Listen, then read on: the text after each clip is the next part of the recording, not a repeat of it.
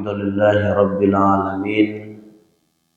الحمد لله الذي خلق السماوات والأرض، الذي خلق الإنسان في أحسن تقويم،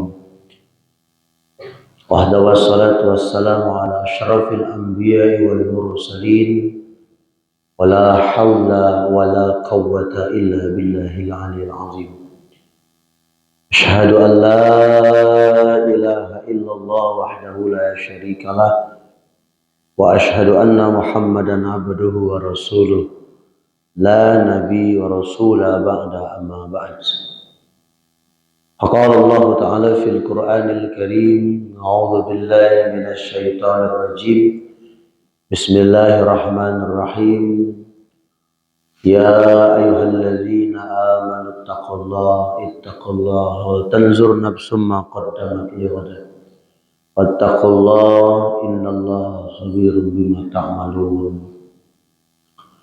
وثم قال النبي صلى الله عليه وسلم في كتاب الحديث: من فرح بدخول رمضان حرم الله في جسده على النيران.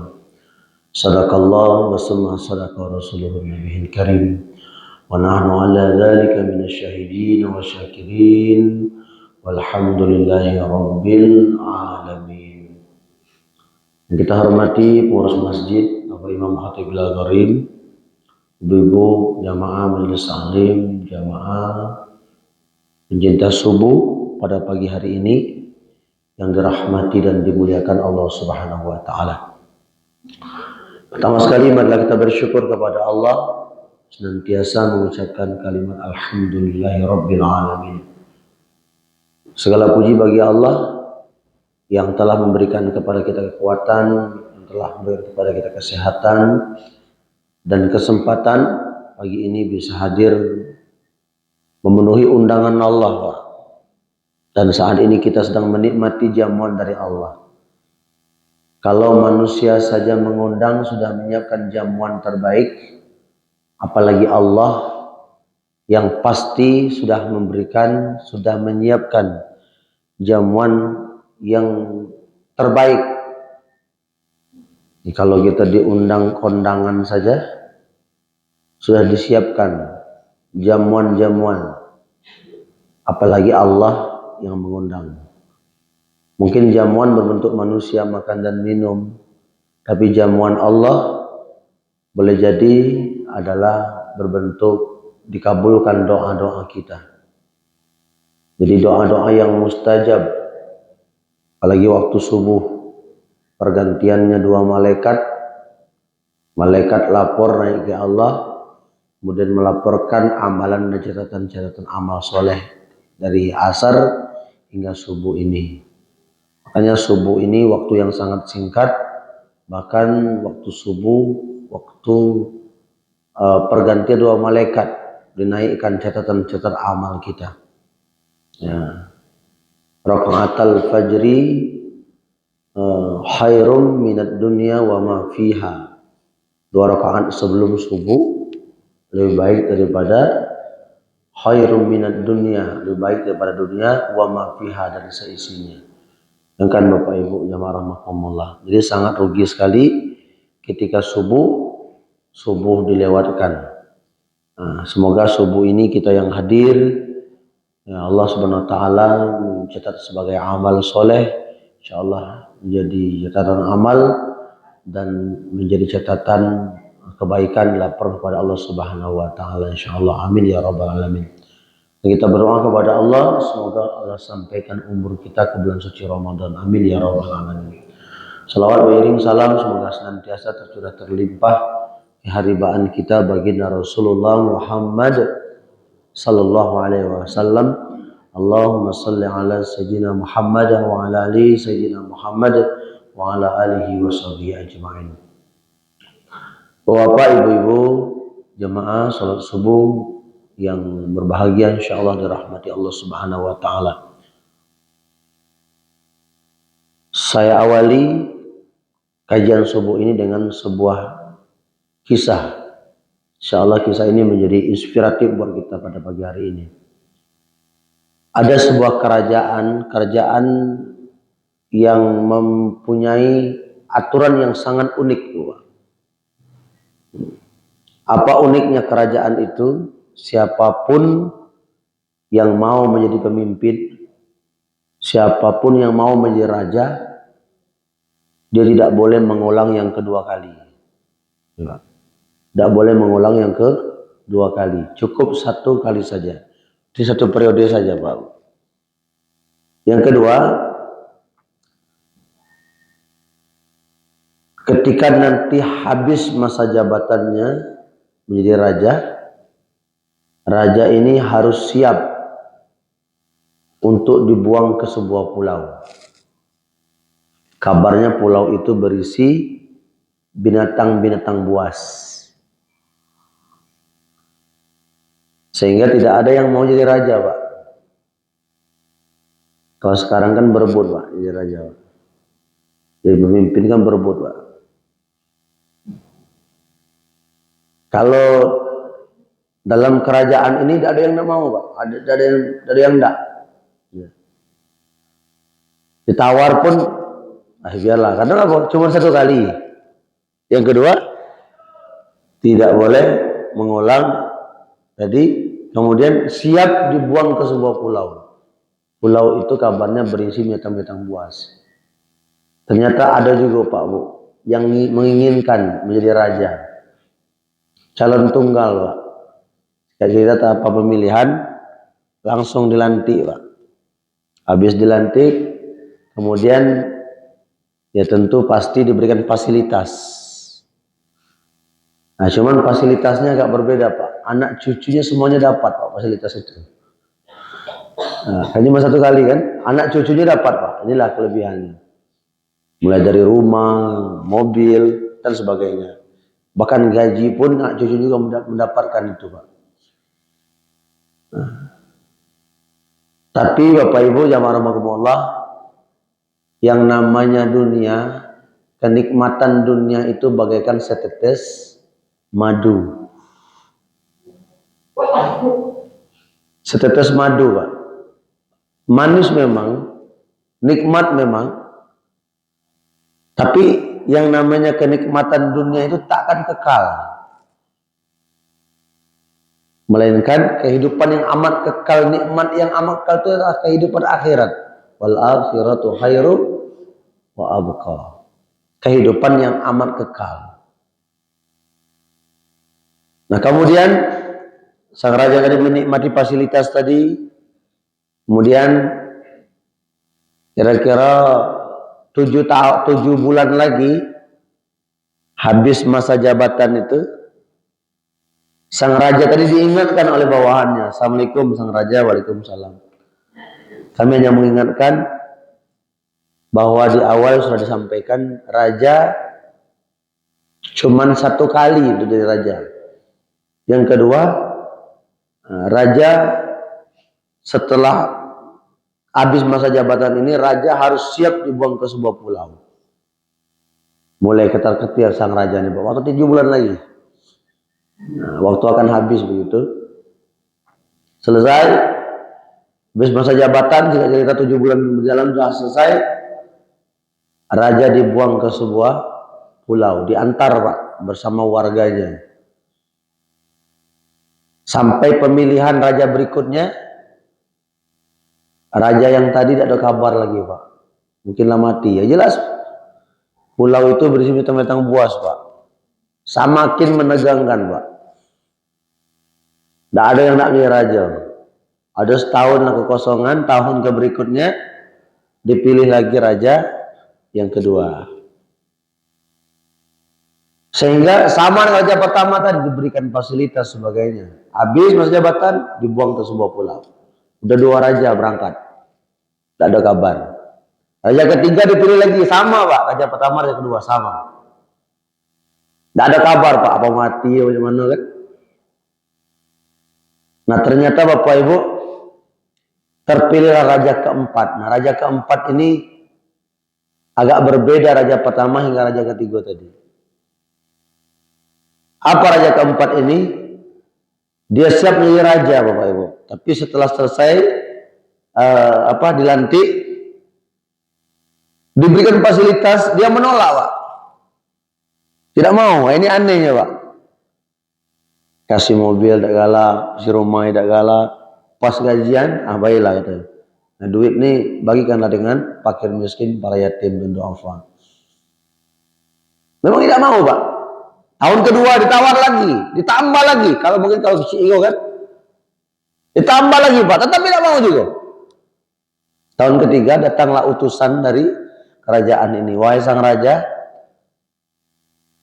kemarin kami berikan fasilitas, raja menolak. Kami tambah fasilitas, raja menolak. Nah, masa jabatan tinggal 2 tahun lagi sang raja. Sekarang apa yang raja inginkan? Beritahu kami. Kami akan lakukan itu. Kata sang raja, permintaan aku cuman 2 saja. Selama 2 tahun lagi ini. Apa? Kami lakukan. Kata sang raja ini, tolong bersihkan pulau itu dari binatang buas. Yang kedua, setelah dibersihkan, bangunkan aku sebuah istana di sana. Yang namanya raja merintah, Pak. Apa yang tidak, Pak? Berangkat kalau Pak pasukan nih, Pak. Bersih. Bangun istana yang sangat megah. Datang utusan raja, wahai sang raja, perintah sang raja sudah kami lakukan, dan istana sudah kami bangun megah. Ini fotonya, ini sudah selesai. Pokoknya raja merintahkan. Nah, kurang lebih sekitar 7 bulan lagi habis masa jabatan sang raja ini. Datang lagi utusan sang raja itu dari kerajaan tadi. Assalamualaikum raja, waalaikumsalam. Ada apa?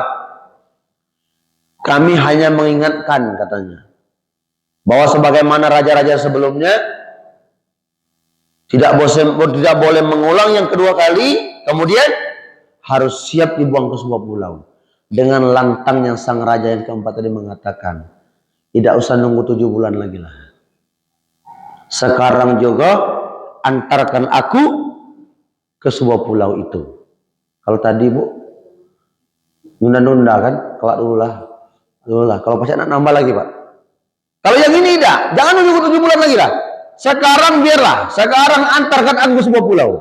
Dengan lantangnya Bapak Ibu.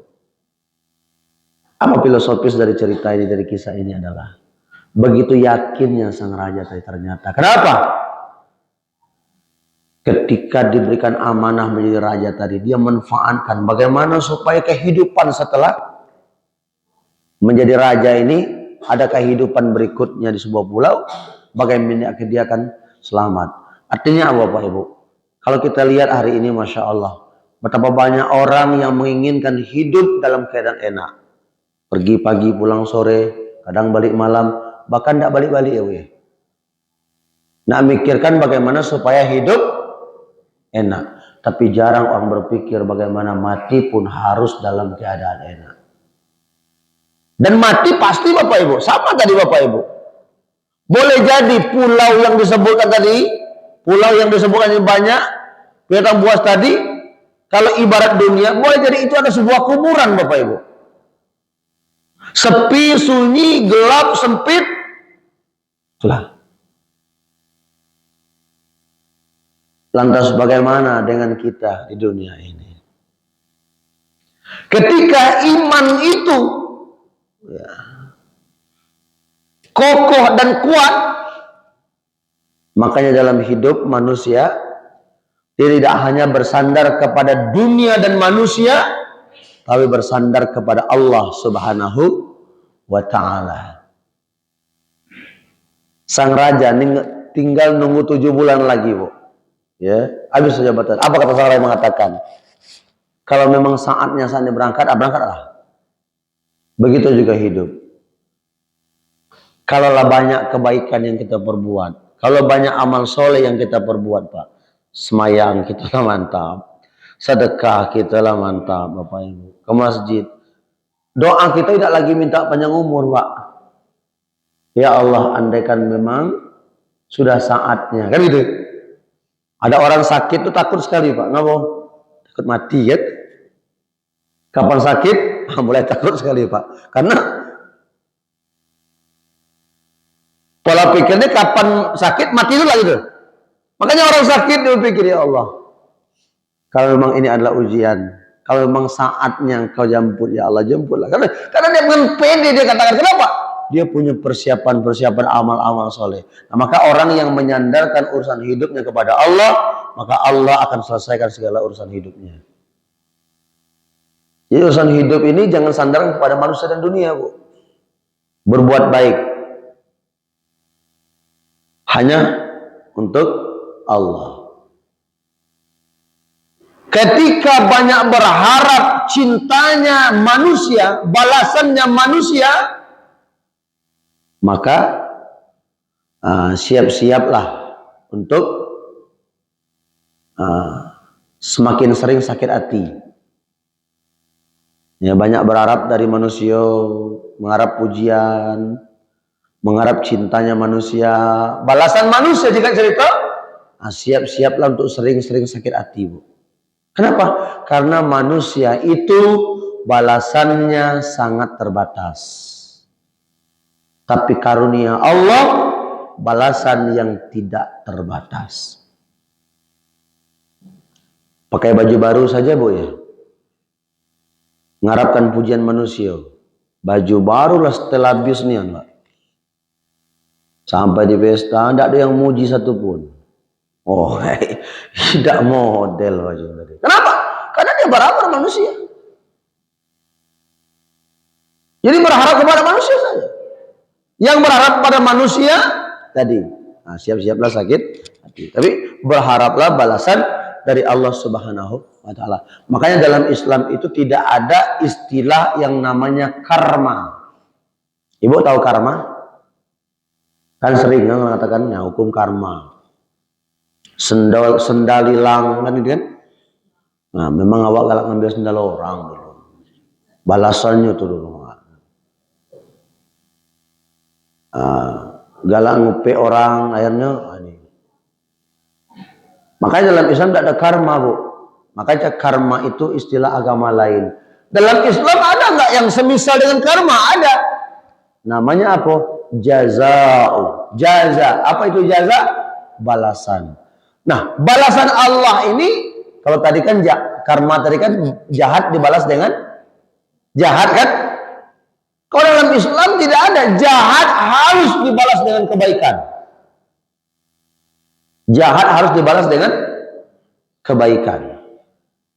Sekarang Bapak Ibu, ketika jahat saja dibalas dengan kebaikan, lantas bagaimana dengan kebaikan? Pasti harus dibalas dengan kebaikan. Yang jahat saja Allah perintahkan balas dengan kebaikan. Bagaimana dengan kebaikan? Dan kadang memang kebaikan belum tentu dibalas dengan kebaikan, apalagi jahat, Pak. Maka kembali bahwa iman ini harus kuat, iman ini harus kokoh, dimantapkan, Bu, ibadah kita. Apalagi kita kaji tentang iman ini, ibadah puasa harus sertakan dengan iman. Kalau kita sholat orang tahu tidak, Bu? Tahu, karena kita melakukan berjamaah. Kalau kita zakat orang tahu tidak, Bu? Tahu, ada yang ngasih, ada yang terima. Kalau haji, apalagi Pak, sedusun orang ngantar, Pak. Pelaksanaannya di tengah jutaan umat. Pelaksanaannya di tengah jutaan umat, orang tahu. Tapi kalau puasa, makanya kalau sholat itu disaksikan malaikat, dicatat oleh malaikat, dilaporkan kepada Allah. Kalau zakat dicatat malaikat, laporkan catatan itu kepada Allah. Kalau haji juga demikian, saksikan malaikat, catatan lapor pada Allah. Tapi kalau puasa, bahkan tidak melalui perantara malaikat, langsung Allah yang akan menilainya. Makanya tadi, ghufirallahu ma taqaddama min zambi, diampuni dosa-dosa yang telah lalu. Nah, ini Ramadan adalah syahrul maghfirah, raih ampunan Allah. Saya mengutip ungkapan ulama salaf. Kata beliau, ketika di bulan Ramadan dosa-dosanya tidak diampuni oleh Allah, maka Allah tidak akan mengampuni dosa-dosanya di bulan-bulan yang lain. Ini luar biasa, Pak. Jadi bulan rahmat saja Allah tidak mengampuni dosanya, berarti Allah juga tidak akan mengampuni dosa-dosanya di bulan-bulan yang lain. Artinya begitu besarnya karunia dari Allah, begitu istimewanya bulan suci Ramadan. Nah sekarang bulan Sya'ban. Nah Sya'ban, Bu. Sya'ban ini adalah bulan yang mana diapit 2 bulan mulia. Bulan Rajab dan bulan Ramadan.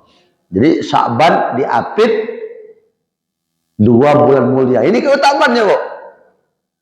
Makanya Nabi katakan Sya'ban ini disebut dengan syahruni, bulanku.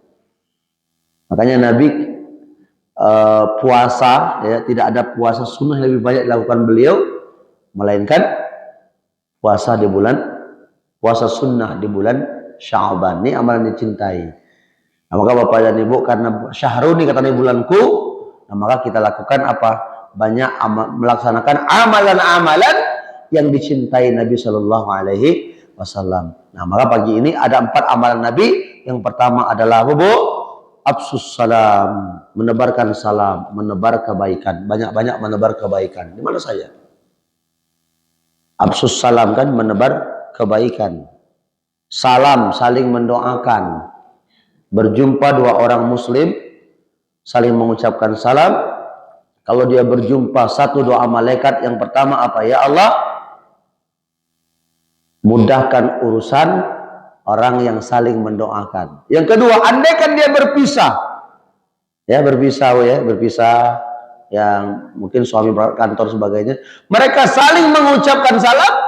Doa malaikat, ya Allah, sampaikan umur mereka kembali untuk berjumpa pada waktu yang akan datang. Ini luar biasa doa malaikat.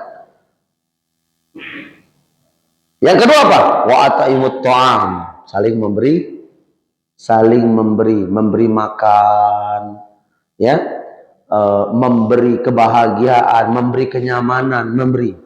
Nah, mungkin ini Pak menjadi dasar orang-orang terdahulu sehingga hari ini menjadi tradisi. Nak masuk puasa ada doa masuk puasa sebagainya. Wa ata'imut ta'am, memberi makan. Panggil tetangga ke belakang, ya, memberi makan tetangga. Kemudian wasilul arham, tempat yang ketiga menjalin tali silaturahmi. Kemudian saling bermaaf-maafan, kan? Doa malaikat Jibril, ya Allah, jangan kau terima amalan ibadah Ramadan seorang tetangga yang masih dendam dengan tetangganya. Ini Bu, nah, ini belum masuk puasa, saling maaf-maafan lah. Anak yang durhaka kepada kedua orang tua. Kemudian istri yang durhaka kepada suami, masya Allah, tabarakallah. Lalu kalau yang ketiga tadi silaturahim, jaga, jangan sampai terputus. Yang keempat, wasallu bil laili wan nasu niyam, melaksanakan sholat malam di tengah orang dalam keadaan tertidur. Artinya Bapak Ibu jamaah rahimakumullah, ya, perbanyak sholat malam. Kalaulah sholat sunnah saja tak pernah tinggal, apalagi sholat fardu. Jangan terbalik, sholat sunnahnya aktif, tahajudnya mantap, subuhnya tinggal. Nah, ini terbalik namanya Bu. Nah, sholat tahajudnya mantapnya, wah, habis subuhnya ketiduran misalnya, Pak. Ini terbalik namanya, ya. Kalau yang sunnah-sunnah saja lakukan, bagaimana dengan yang wajib? Jadi marhaban ya Ramadan, mari kita perbanyak amal soleh, manfaatkan kesempatan yang baik ini. Sebentar lagi akan datang bulan suci Ramadan.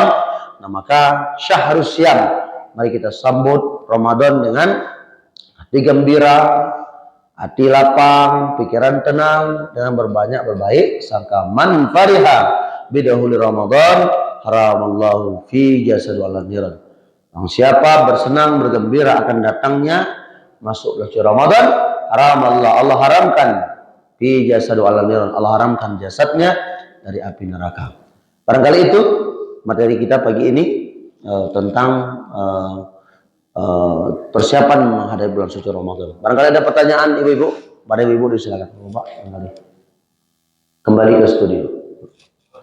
Nah.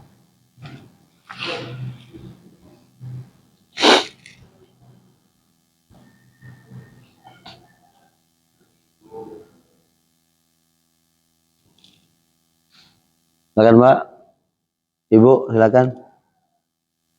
Ada ibu-ibu yang ingin bertanya, bapak-bapak persilakan untuk jika masih ada.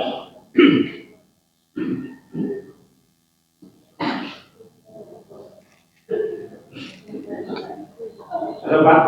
Ya, silakan Mbak. Ya.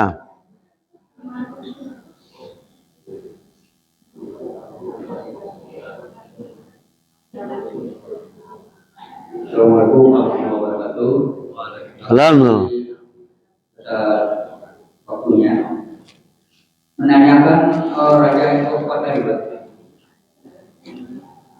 Raja yang keempat tadi itu tidak mau menerima namanya hadiah segala macam. Waktu jadi raja dia mengharapkan itu nanti di pulau itu dibangunkan suatu bangunan yang di tanah yang megah.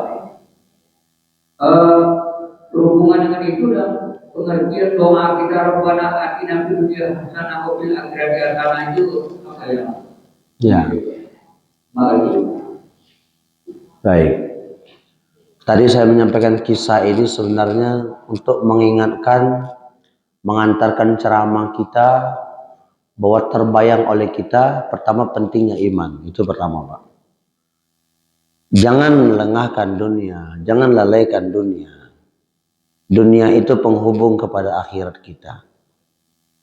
Artinya Bapak Ibu jamaah rahimakumullah, ketika sang raja tidak menginginkan dunia, karena dia menginginkan sesuatu dari kerajaan itu.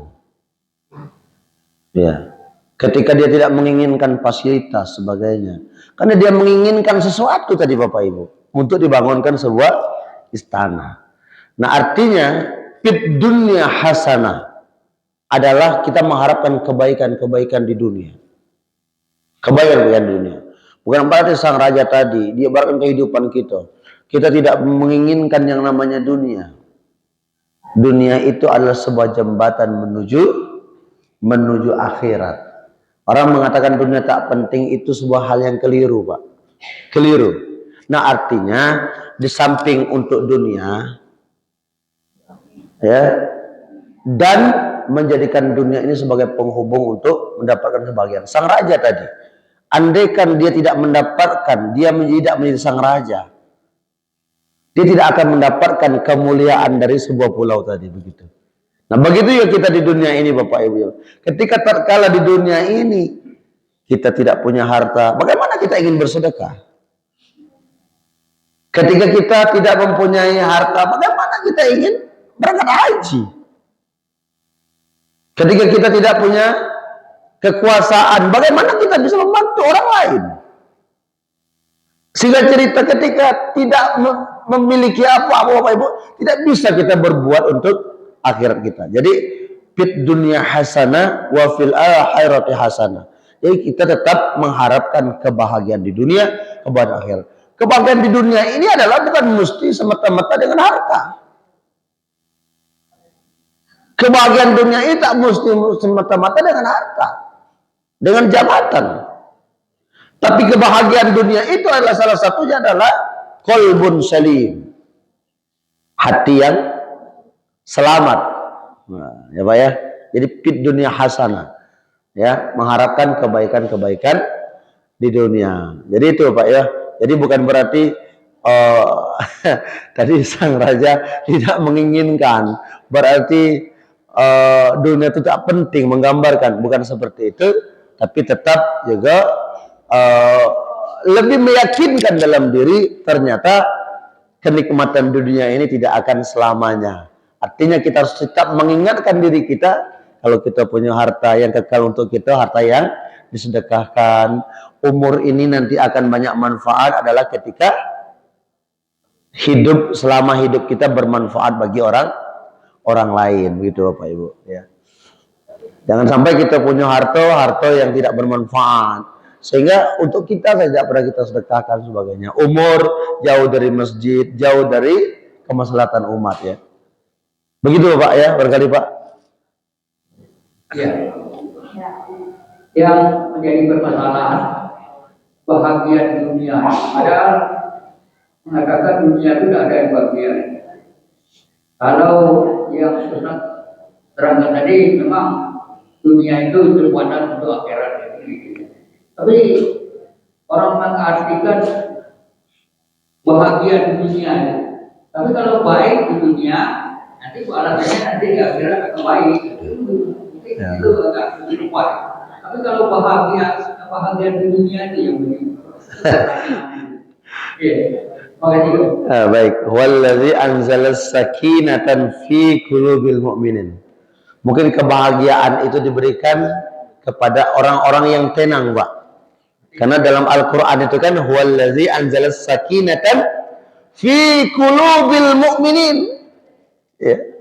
Jadi dialah Allah yang memberikan sakinah. Ya, sakinah itu adalah ketenangan. Ya. Ketenangan di dunia. Mungkin satu sisi dia tenang karena bahagia karena tenang. Ya, salah satunya hatinya qalbun salim tadi, fi qulubil mu'minin. Di hati-hati orang-orang beriman. Ada orang bahagia Pak bersedekah, senang dia Bapak Ibu. Ya, senang. Kok Bapak sedang sekali hidupnya karena dia bersedekah dia. Pak, kok harta Bapak tidak pernah habis-habis Bapak bersedekah. Ternyata dia senang saja Bapak Ibu jamaah ya. Nah, jadi bahagia itu bisa dikaitkan dengan ketenangan Pak. Karena sakinah kata Allah tadi di Al-Quran adalah mendapatkan ketenangan di hati orang-orang yang beriman. Ya, kebahagiaan bukan berarti bahagia karena harta. Harta itu belum tentu buat bahagia Pak. Jabatan belum tentu buat bahagia Pak. Anak istri belum tentu membuat kita bahagia. Ya. Mudah-mudahan anak istri kita semua, harta-harta kita semua membawa ketenangan dan kebahagiaan. Bukan hanya di dunia, tapi bahagia di akhirat. Segitu, Endah barangkali ya. Barangkala. Silakan Bapak Ibu ya Pak. Ada lagi pertanyaan? Ya, silakan Pak. Salam wabarakatuh. Jadi dari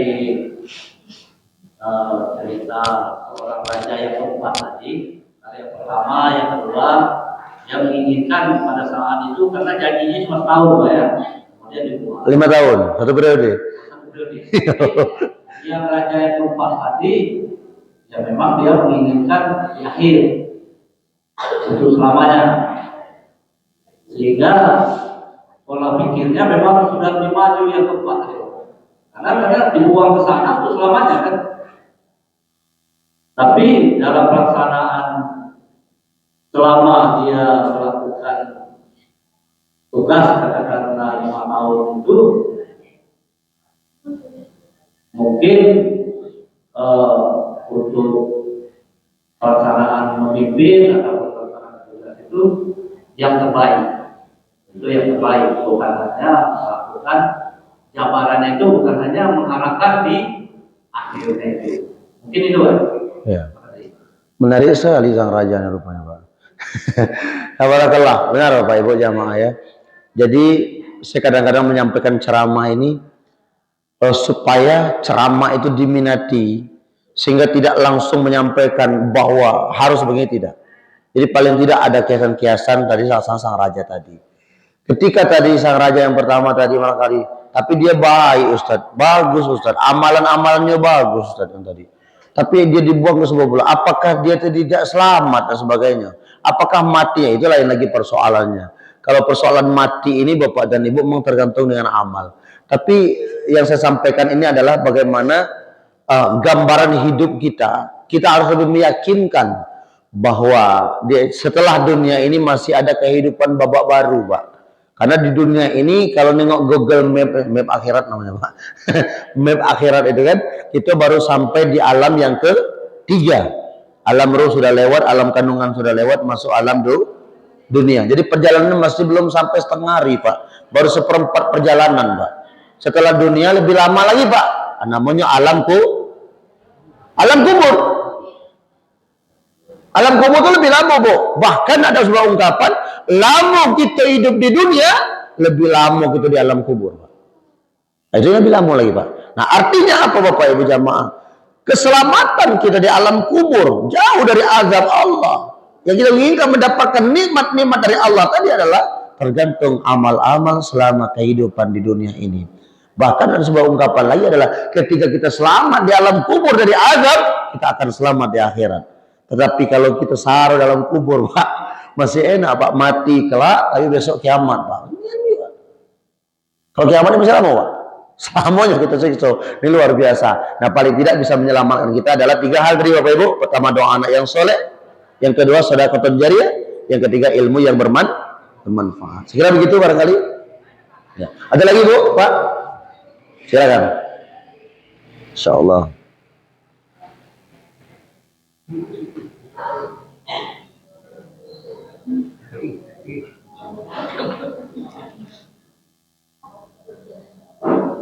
Assalamualaikum warahmatullahi wabarakatuh. Assalamualaikum.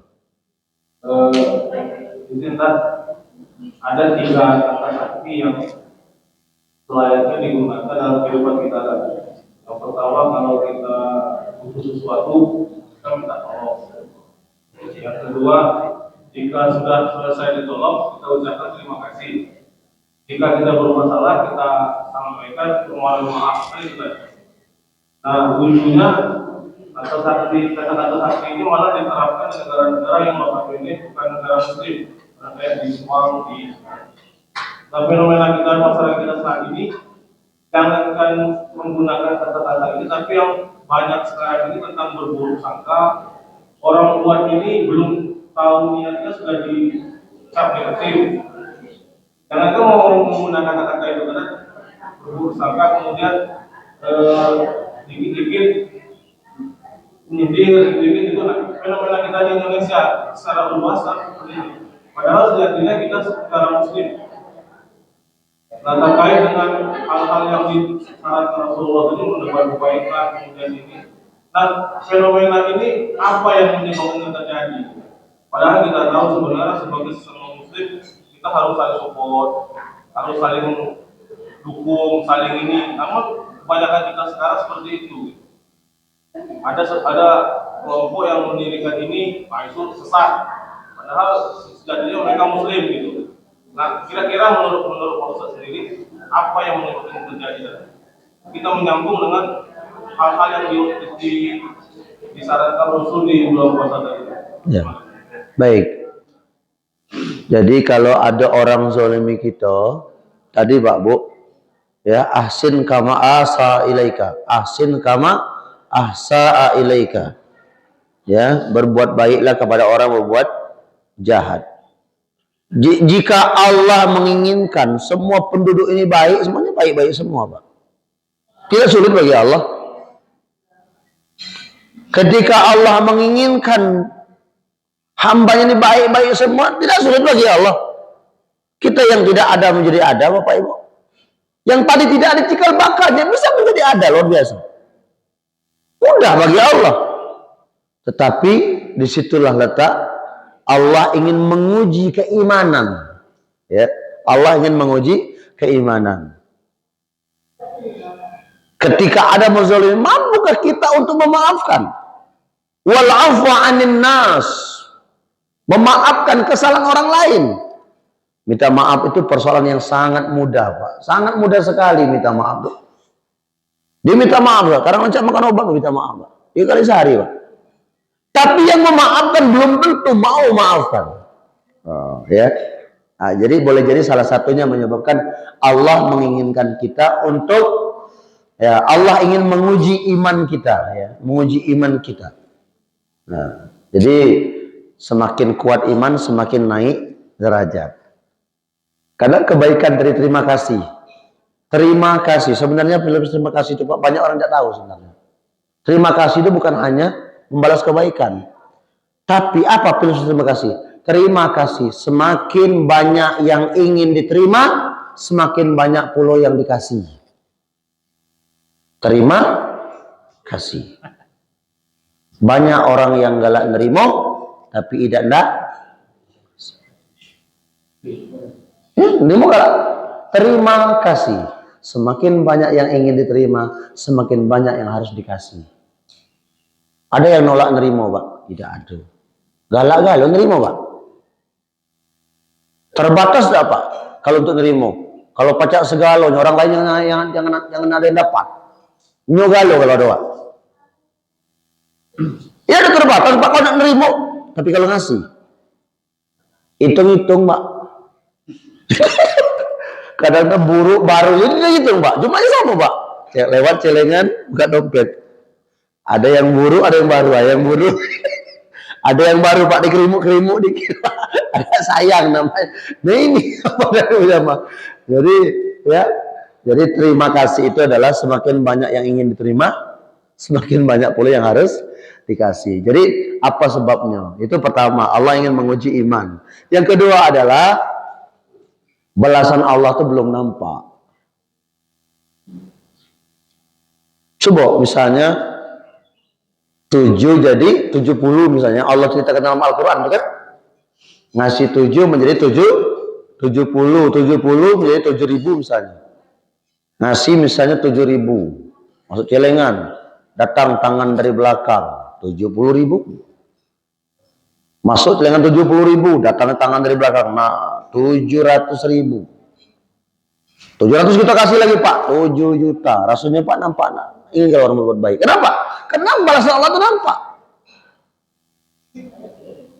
Jadi intinya adalah dunia memang nyata. Akhirat baru sebatas cerita. Hatta zurtumul maqabir. Nah ini, Pak. Lah dalam kubur baru menjadi sebuah kebalikan. Kalau dunia tadi adalah cerita, kalau dunia tadi adalah nyata, akhirat cerita, lah dalam kubur jadi kebalikan. Akhirat sebuah kenyataan, dunia tinggal cerita. Nah ini Bapak Ibu ya, nah, mudah-mudahan nah masuk Ramadan ini kita mampu untuk memaafkan orang ketika ada orang menzolimi kita. Kita mampu untuk memberikan kebaikan hal yang positif. Ya. Ketika ada orang yang menzolimi kita, kita mau mendoakan orang tatkala ada orang yang menyakiti kita. Nah, jadi mudah-mudahan amin ya rabbal. Nah, kelompok kadang-kadang kepentingan Bapak Ibu. Kadang-kadang maaf makannya di situ. Nyukai tidak zolimi, tidak makan. Ini masalahnya, Pak. Makannya di situ. Dia kalau tidak pindah orang tidak makan, Pak. Ya makannya di situ, Pak. Berdiri di situ lah. Makannya di situ lah, Pak. Dia kalau tidak menzolimi orang tidak. Nah maunya tidak seperti itu Bapak Ibu jamaah ya. Balik itulah jelas kan ya. Jadi ya jelas ya. Nah, kira seperti itulah kan. Kalau makannya di situ Pak tidak baca awak. Itu kata lagi hati ya. Kata lagi hati. Ya. Saya tahu betul beliau ini orang organisasi luar biasa. Mudah-mudahan kehadiran kita semua pagi ini diberi Allah Subhanahu wa taala. Amin ya rabbal. Saya tengok inilah siap segala Pak. Jamaah yang ada di masjid, Masya Allah, jamaah Facebook ya, yang jamaah WhatsApp ya, ya ada WhatsApp ya, Pak. Jamaah Facebook ya, ini live langsung ini, ya. Intinya adalah kemuliaan itu adalah ketika kita mampu memaafkan kesalahan orang lain, mampu mendoakan orang yang membuat zalim dengan kita. Demikian saya pribadi, mohon maaf Bapak Ibu, karena kita nak masuk bulan suci Ramadan ya. Karena lah berapa kali ya kita pengajian Pak, lah berapa hampir 3 bulan 4 bulanan ya saya isi pengajian subuh. Insyaallah nanti jika berkenan kita lanjutkan lagi setelah Ramadan. Ini dapat disampaikan barangkali ada hal kurang berkenan. Nah, intinya adalah minal aidin wal faizin, selamat menunaikan ibadah puasa Ramadan dan mudah-mudahan ibadah Ramadan diterima oleh Allah Subhanahu wa taala. Bapak Ibu sekalian, pagi ini mohon maaf saya bawa tim Bapak Ibu dari pesantren Al-Qur'an Asy-Syakur. Ini ada 8 orang. Ya pagi tadi saya lihat siapa yang bangun duluan, yang sudah mandi duluan saya tengok, inilah dia aja. Ini ada 4 orang, jadi 8 orang. Nah Bapak Ibu sekalian, mungkin banyak yang belum tahu juga, kami sedang membangun pesantren.